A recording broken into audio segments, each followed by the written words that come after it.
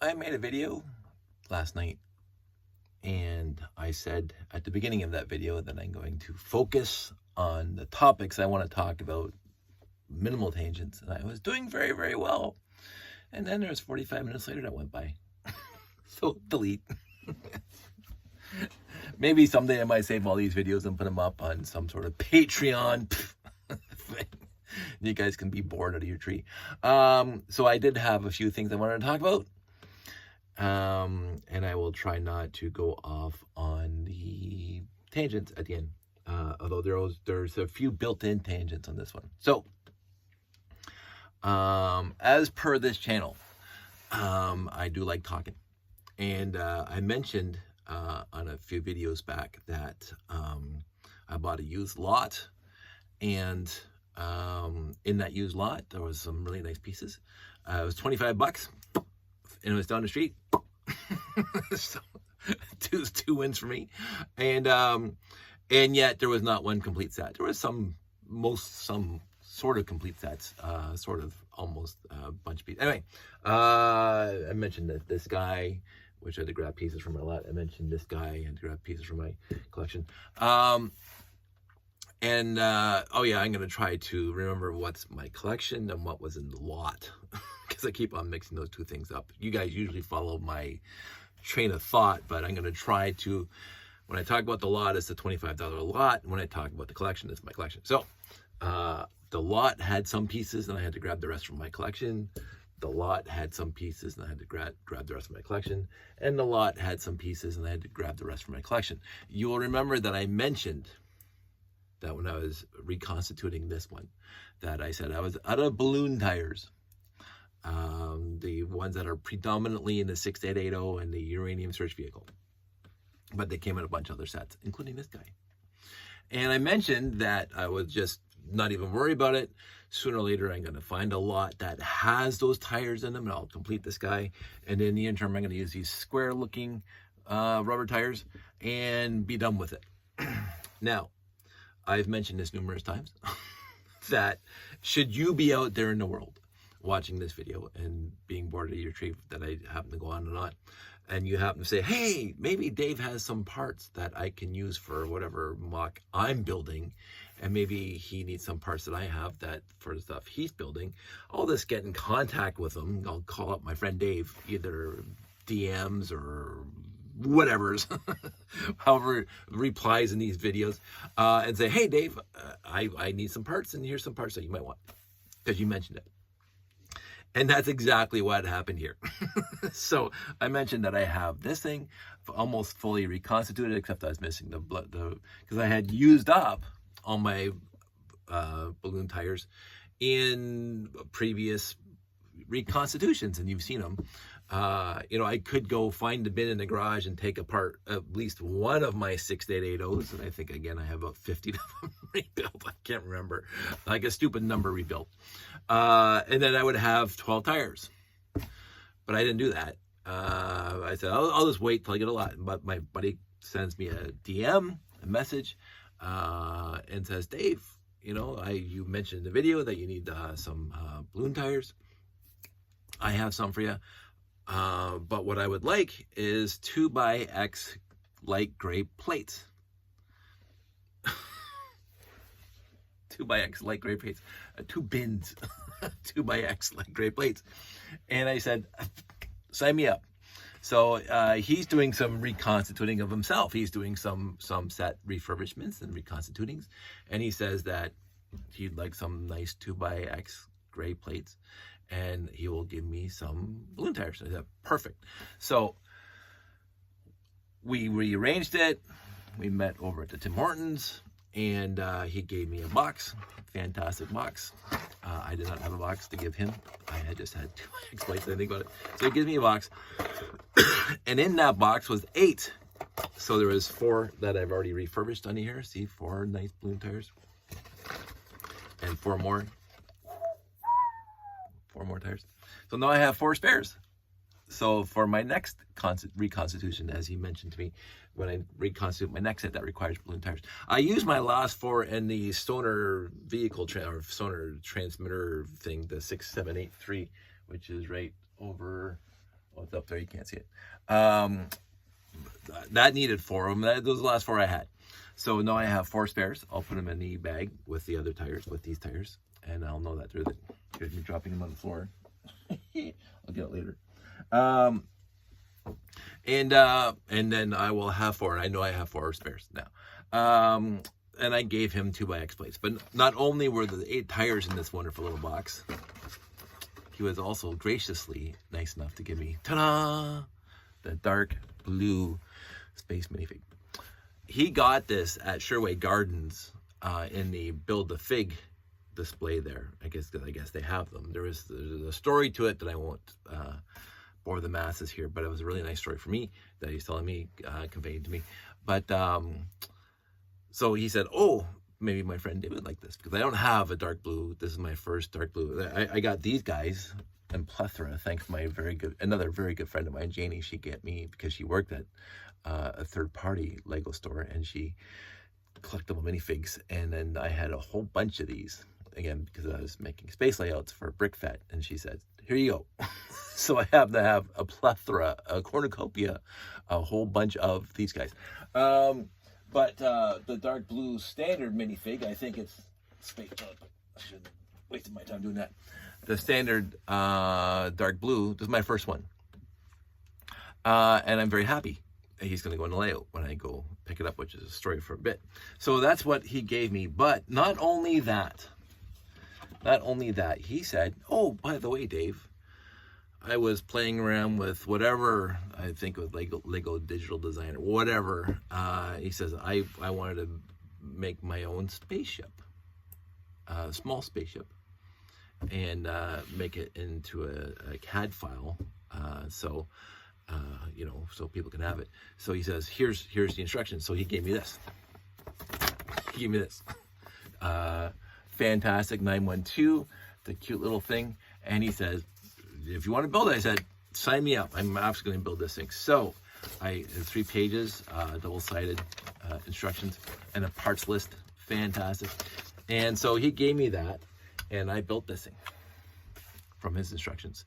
And it is the cutest little thing. I'm going to say that. It's really, really, it's decent. And it was fun to build from a friend's instructions to build this. And I'm happy with it. It's a very nice looking little set. It's like Blay, which is exactly what it's supposed to be. So I don't think why is it doing that? It's one of those little hand motion lights that we bought for the kitchen under the cabinet lighting, and it didn't work there. So I didn't want to throw it out. So I put them here on my shelves. But every kind of motion that it senses, it turns off. So this is a nice little set, and I really enjoyed it. And the instructions were clear, and the parts list was awesome, and blah, blah, blah. It was, I don't know if this is for public consumption. I don't know if he wants people emailing him, so I'm not going to give you who he is. He can text me afterwards, and I might do another video on it if he wants people to start downloading this stuff. But I thought it was, I think it's a very cute little set, and not a lot of rare or unique parts in here, so you can make a fleet of these pretty quickly. I only made one, but you can make a fleet of these pretty quickly overall. I mean, the canopy is like an old piece, but I happen to have lots of those. But the rest of the pieces are, and the 1x3 slope, which is not rare, but it's rare for Lego. If you're classic space fans, you have them. So there was that. So that was a fantastic visit. We had a nice chat.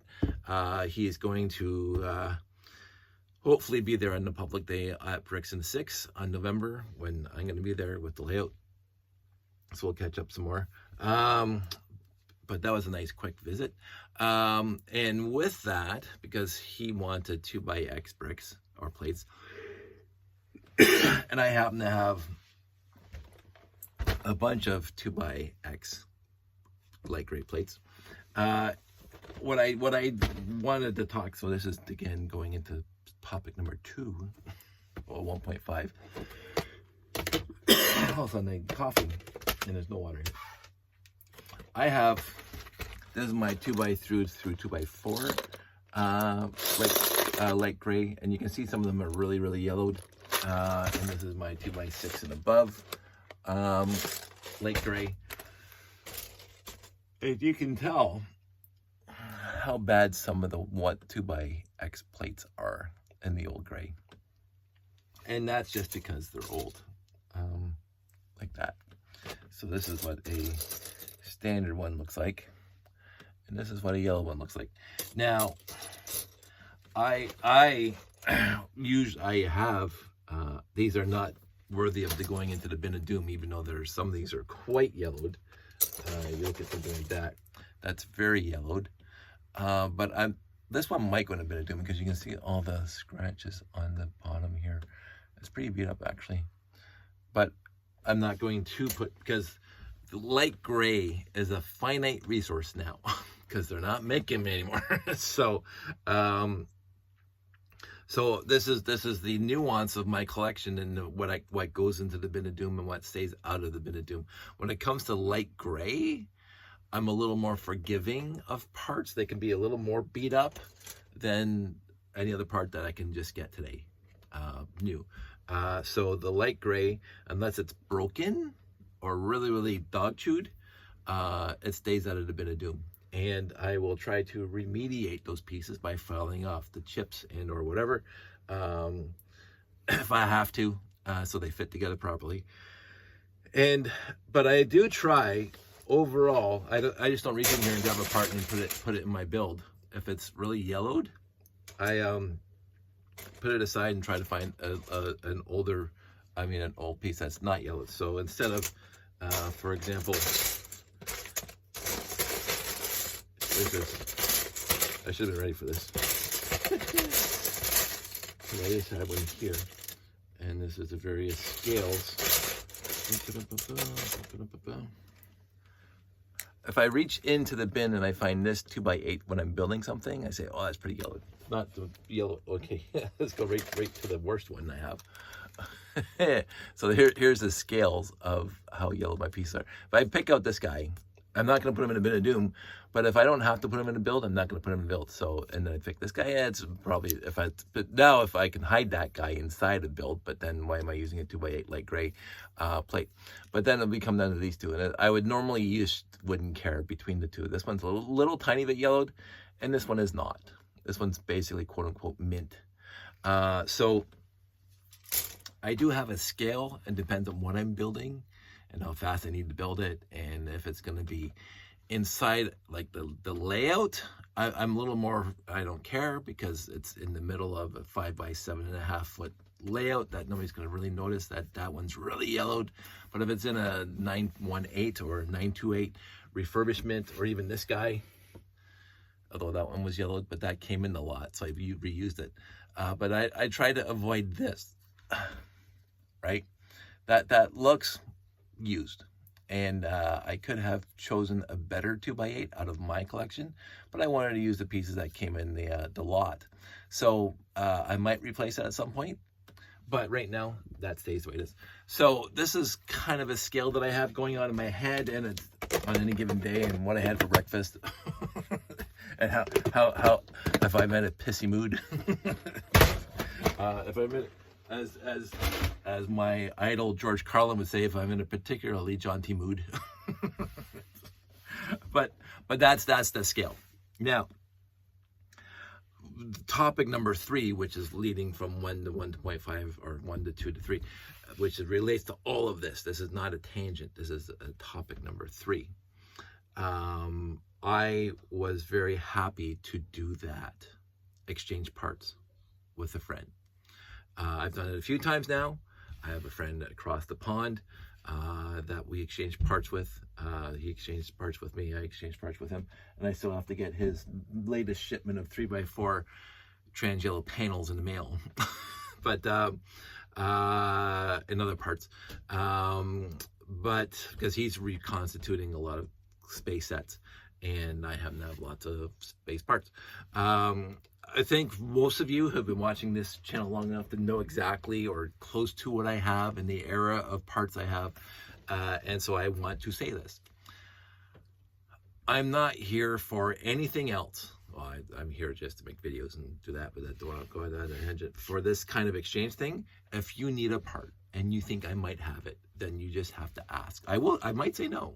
I might say no. I mean, I might not have some parts. And as we just found out, the white 2x5, 2x4 hinge plate that came in the sonar transmitter thing, I don't have one of those at all. So if you ask me for a white hinge plate, I'm not gonna have it. So if you want to complete your sonar transmitter, transporter, whatever, 6783, whatever it is, you will have to go to Bricklink and spend lots of money to get that one part. I'm not going to. It's gonna stay blue. I might change it to black. I think I have a couple hinge plates in black. So I'll get rid of the blue and change it to black, and therefore it won't be as noticeable because it'll be black instead of blue, because there's other black in the set. But if you, and this is very serious, you just have to contact me. No, but the worst I can say is no. But I really, really did enjoy, not only enjoy, but really appreciate exchanging parts. And my one detriment to exchanging parts, I won't go into some specific times of my, I won't say recent past, but relatively recent past, where I exchanged parts with somebody, and when the parts were exchanged, there was a time period, and then they asked me for something else, and I said, okay, I have no problem exchanging this with you. And he says, well, I gave you so much last time. And I said, wait a minute, hold the phone. That made me a little uncomfortable, because the exchange is, I'm not going to get into this kind of nuance, but the exchange was agreed upon, these parts for that, and then that transaction is done. We have now moved on. Had he said, oh, by the way, this is for future state too, I would say, oh, okay, that's nice to know. And yeah, okay, I can agree with that, because what you're giving me is, for me, worth more than what I'm giving you. And I would have understood that had that been the case. And so, but that has to be clearly understood. I don't want to lose friendships. I do not want to hurt feelings. I do not want people to feel out of sorts with a trade with me, because that bothers me. It's one of the things. Friendship over lots of stuff. And so if you want to exchange parts with me, then it has to be mutually agreed upon what we're exchanging. So throwing in a minifig, for me, bonus. It's like, oh, I did not expect that. But he said, I'm throwing it in. And that's okay, yeah. And then I might have to do something as return, but that's just over and above. But so that's the one, not the word detriment, but the one concern that I have, that people are going to, some party in this transaction thing might feel ripped off, that they're giving me X and I'm giving them Y, and they think their X is more expensive than my Y.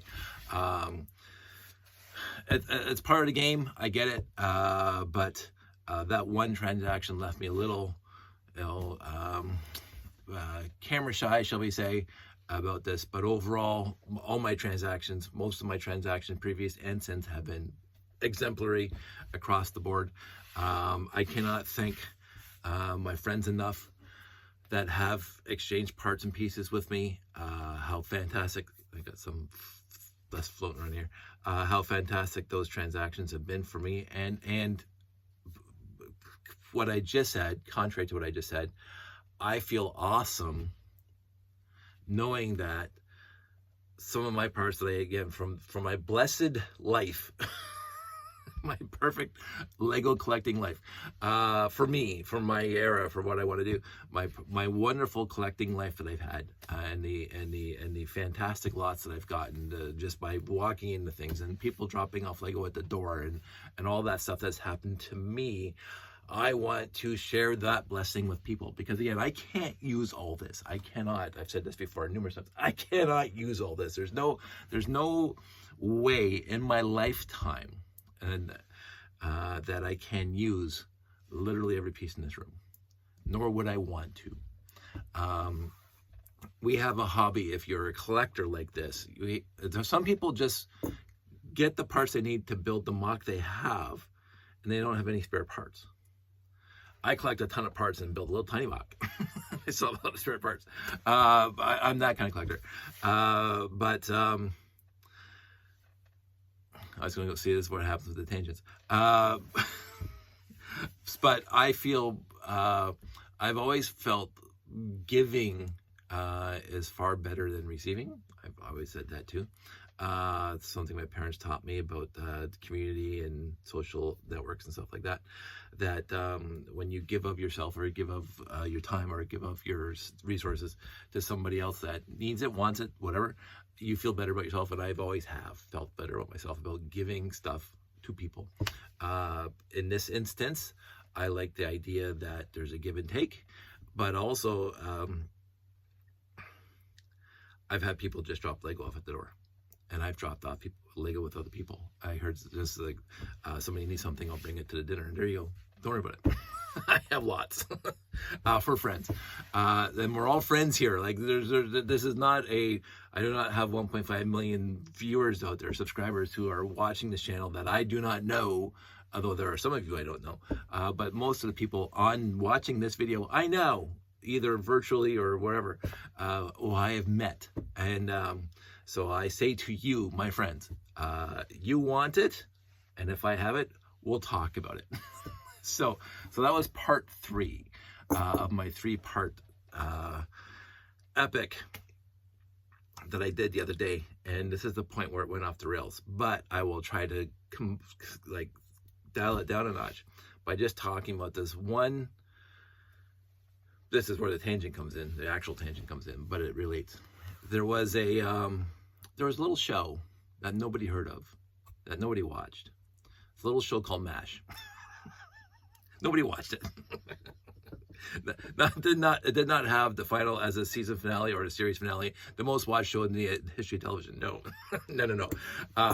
But in MASH, there was one episode that lives, basically, lots of episodes, lots of things live rent-free in my head, but there's one episode that lives rent-free in my head because it is one of those things that has sat with me since I've seen it. Because I watched MASH, not when I was a little tiny kid, because MASH came out in 1970, I want to say 1973. 1972, the movie came out then. So I was 6.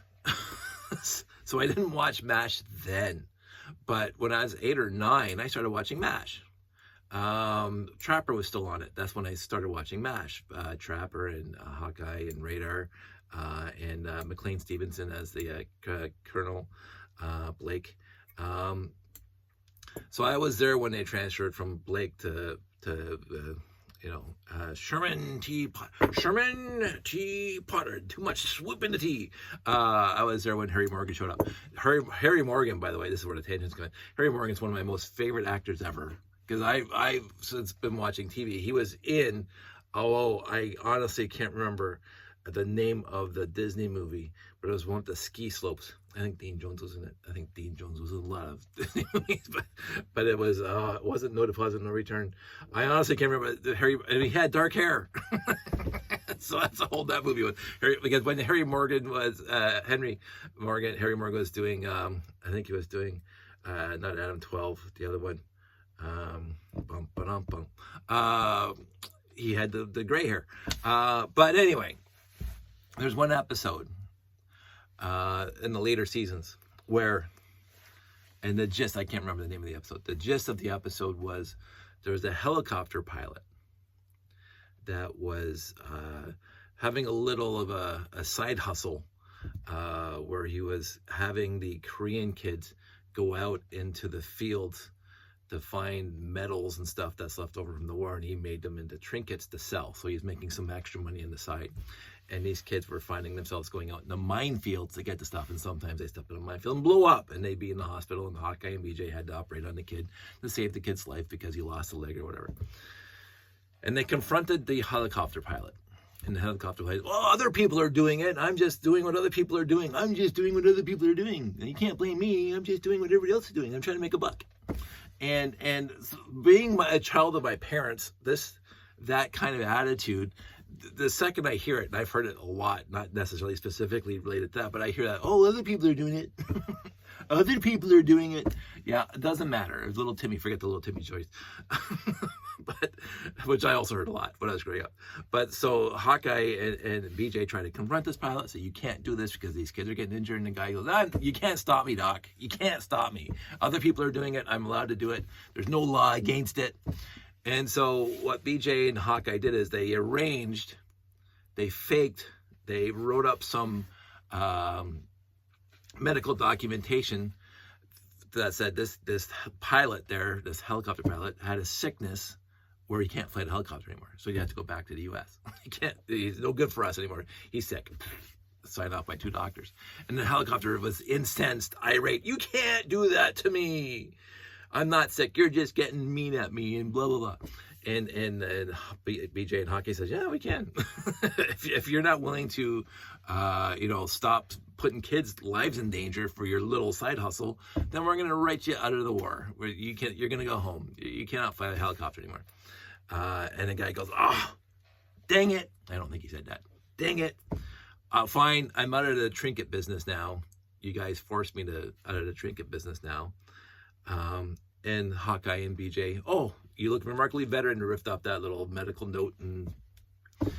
But at the end, the helicopter pilot goes, you two, Mother Teresa's, you two, meddlers, you can't fix the entire world, You can't fix the entire world, You might have stopped me, but you can't stop everybody. And BJ and Hawkeye said, oh, we don't have to fix everybody. We don't have to change the world. We don't have to fix everything. We just have to fix our own little corner of the world. And I love that line. I don't have to change the world. I don't have to fix everything. I just have to make my own little corner of the world happier. A little better. A little more sunshine. And this is part of the reason why I make these videos, because some people like them. It brings a little sunshine to their lives. And it brings sunshine to my life to make them. So it's a win-win for everybody. But that episode, that one line, we do not have to fix the world. We just have to fix our own little corner of it, has sat with me literally the rest of my life. It's perfect sense in my perspective. It's a perfect way of an analogy for how I run my life. I don't have to go out there and change everybody's minds about all the badness and how to fix it. I just have to fix my own little world, or make my own little world, my own little corner of the world, a little brighter. And what this does, what that does, what this did for me, what all that stuff did, made my life a little happier. It made that person's life a little happier, just a little happier. Like, we didn't have to go out to Bricklink, which would have been fine too, and blah, blah, blah. It's just, it just made our little corner of the world a little happier. No, it's not in the grand perspective that we're saving lives or doing great, wonderful things to make society a better place. This is just for our own little hobby. In this instance, it's our own little hobby. And we want to build with Lego, and we want to make or reconstitute classic face sets. And we need parts for that. And other people have parts for that. Other people who are blessed and fortunate and being the right age and the right mentality and the right money through its entire life to have this collection, to say, I can absolutely get you the parts that you need if I have them. And then you can give me whatever parts you have, or we can work out something else. It doesn't matter to me. It doesn't matter to me. It's just, it's a happiness zone. And there's, I guess I mentioned earlier, there's only been one time thus far. And I wasn't even unhappy. It was just not happy. So it wasn't, I think in the end, everybody was good. Everybody's like zen about the transactions that were all written off. But for a little bit of a time, I was a little discombobulated. Like, I'll be the first one to say it. I was a little bit discombobulated. Oh, like, did I not give him enough? And I was trying to count in my head, all that stuff. I said, no, not doing that again. Not doing it again. We're going to be clear and concise. You have those parts. I have these parts. There you go. Done. We move on. But as long as you're happy, as long as I'm happy, I'm perfectly happy doing it. I'm absolutely perfectly happily doing it. And so I got even a text today from a friend saying, hey, Dave, I'm reconstituting this set. Do you have these parts? I said, I'm going to go look tonight. I'm home looking tonight. So I'm going to make this video, finish this video before the 30-minute mark. So I better wrap this up quick. So there we are. My 3 points, my little tangent that relates to the 3 points. Call me if you need me. That's it. And we'll talk.